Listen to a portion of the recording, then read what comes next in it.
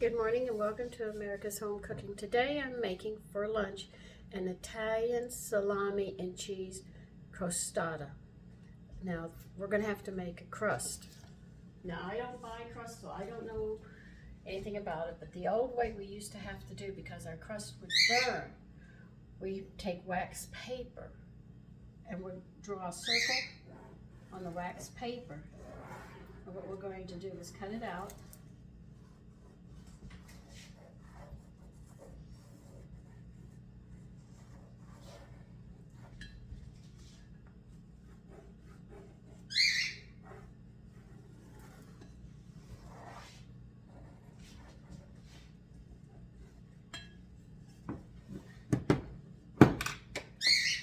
Cut out and we put it into the pie plate, and this will prevent the bottom of the crust from burning. This is an old trick that's used, though I know a lot of people buy pie crust already made. I don't like the taste of them because there is a preservative in them, and I've talked about preservatives and what they do to the food.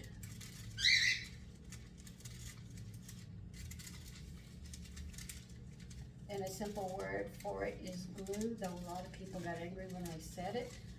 I spent all night up reading, and it comes back that it's glue. And they're noticing when people get away from the glues and stuff, they feel better. They don't feel as bloated, and a lot of good things start happening. And you know what glue does? It binds. So it's binding the food together. Your body's breaking it down. So what do you think it's doing to your intestines? If it's binding to the walls, how's the intestines going to be able to get the food, nutrients it needs? And if you don't get the nutrients, organs start shorting out and things start happening and illness comes around the corner. When I mean around the corner, I mean it might not show up for 30 or 40 years. But how much are you eating before you finally get to that point? Once you step away from that and you start eating food that's made from home and it's more natural, you'll notice that if you go out and eat and somebody serves you something with that in it, you can actually taste it and it actually makes your stomach sour. Now, I've got to make a crust, so I'll be back when I get stuff together. Okay, we need 1 cup of flour.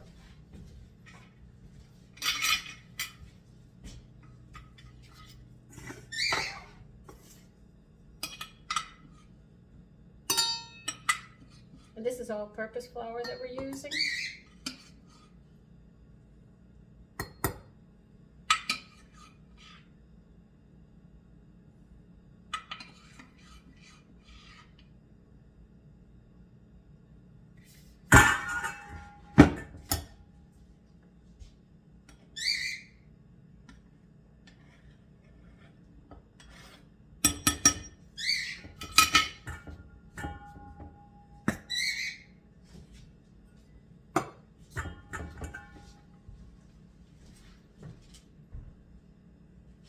We're going to need a half a teaspoon of salt.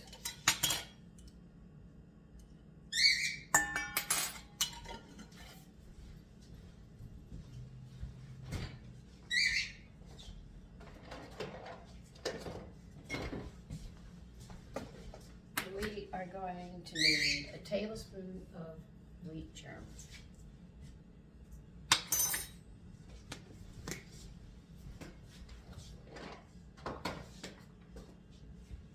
Let's see if I want to add milk in this area or another area. Just give me a minute.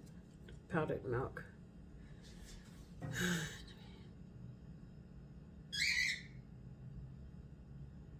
Yeah, we'll add the powdered milk into the mixture, the filling. All right, we'll bypass it, putting it into this. And now we're going to need 1/3 cup of chilled shortening after you mix this up.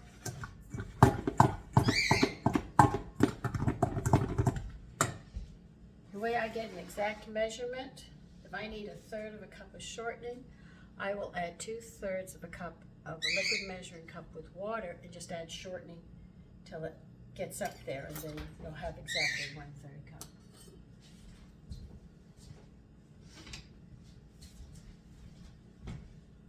When you pack it into a measuring spoon, a measuring cup, you might have air pockets, so you have to make extra sure that you don't have those air pockets. Whereas this is more exacting because shortening floats. And it brings that water level right up. I mean, you can't miss it.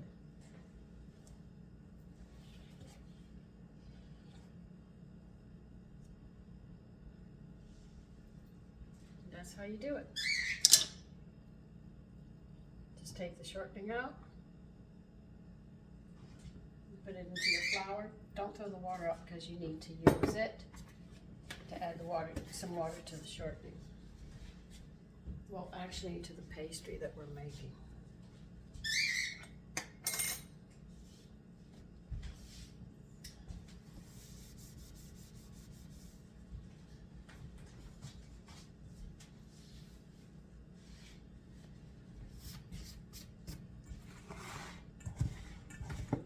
You're going to cut this pastry until it's crumbly. The flour mixture is actually crumbly.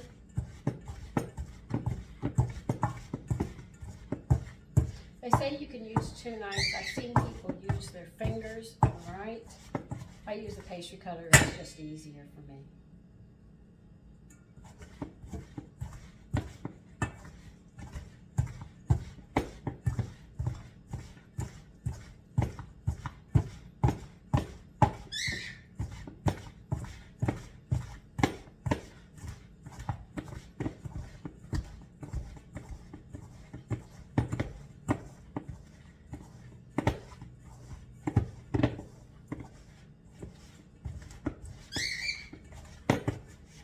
And as you can see, it does. Works quite nicely. So we're going to need 2 tablespoons of water, but you only add 1 at a time and work it in.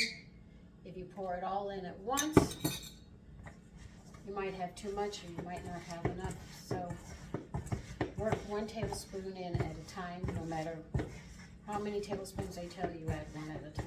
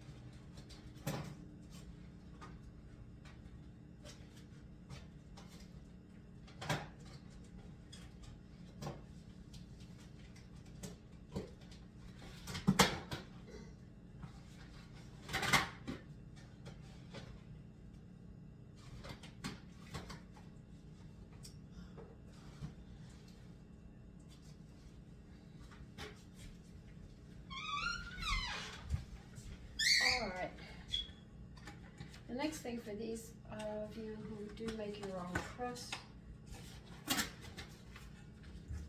okay, come on. I have days like this when things just don't work. You're going to need saran wrap. Now, why do we have to chill the dough? Does anybody know? Well, you've worked it and you want to have that flaky crust. That's why you're chilling. Another thing, if you try rolling it out like this, it's not going to work. You have to relax this, get it chilled, because then the shortening is going to chill, so when you roll it out, the flour and stuff will be separated and you'll get that light crusty flavor. That's the whole object of it. So you just flatten it out into a disc.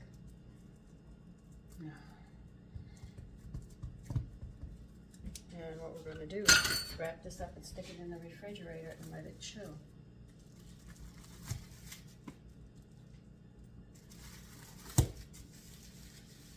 So I'll see you when we get to rolling this out. Okay, let's get this rolled out. Now you're going to need a 9-inch pie plate. You saw me put the wax paper into the bottom. And we have to roll this out a little over 11 inches because we're going to go up at least an inch on one side, and then we have to make the flip edge to go around. When people say the flip edge, that's the edging or the design that you make on your pie crust.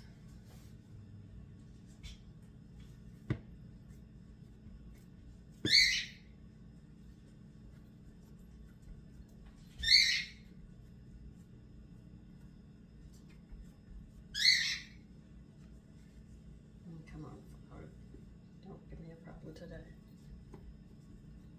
Now you can press most of this out to keep it in a circle so you don't end up with one side larger than the other.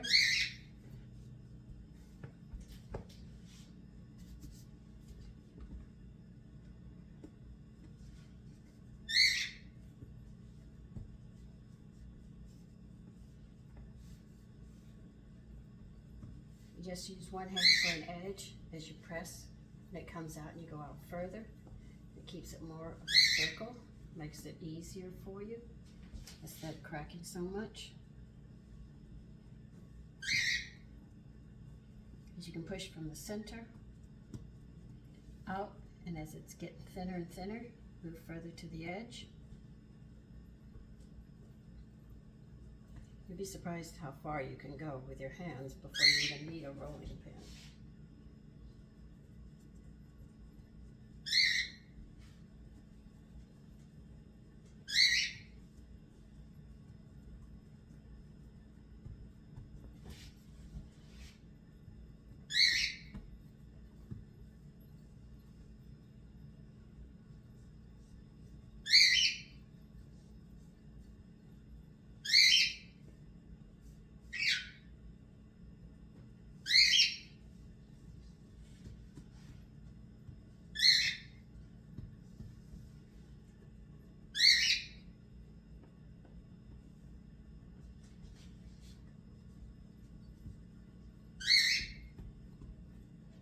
How big we've already gotten it, and we're just pressing this down, and it's more of a circle and more contained and more level.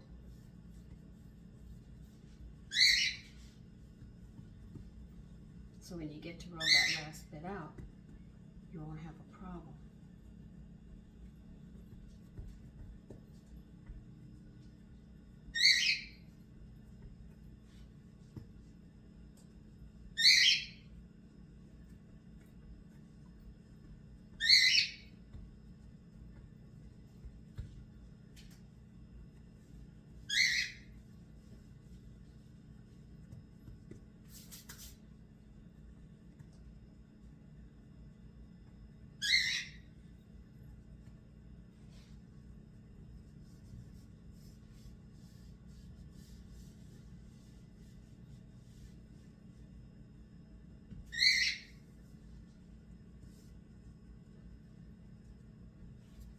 See how big it is?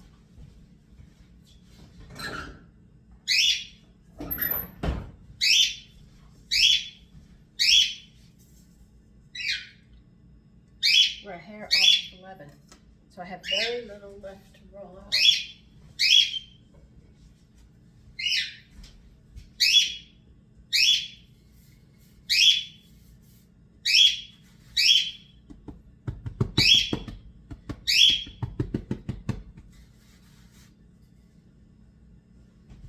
You have it more in a circle, the way you want it. If you're doing a rectangle, pat it out closer to a rectangle shape or a triangle, whatever shape you need, and you'll find it works much easier.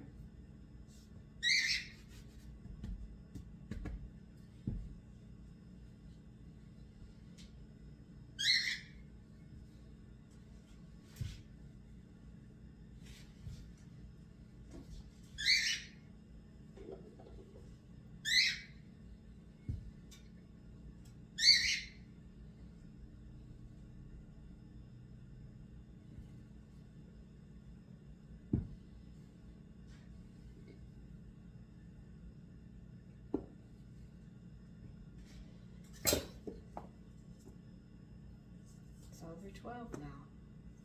Did very little. Most of it was padding, so I could work with it.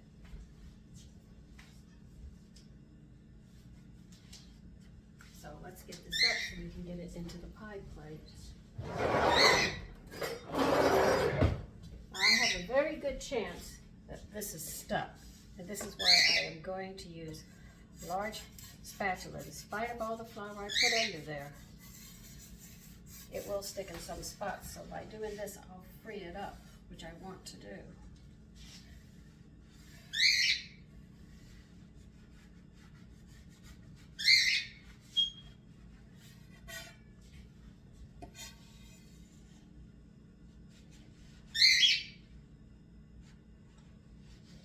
Just gonna make sure that you get it all done, or when you go to roll it, it will stick. And you say roll it? Yes, because I roll mine up on the rolling pin and then unroll it into the pie plate. Though a lot of people will tell you, believe you me, I know they'll tell you, oh, just fold it over, do this. It doesn't work for me.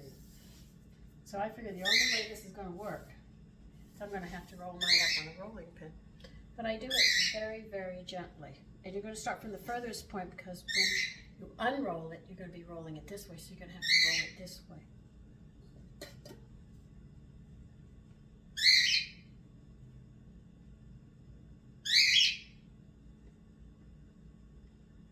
You don't roll it tight. Give it as much support as you can.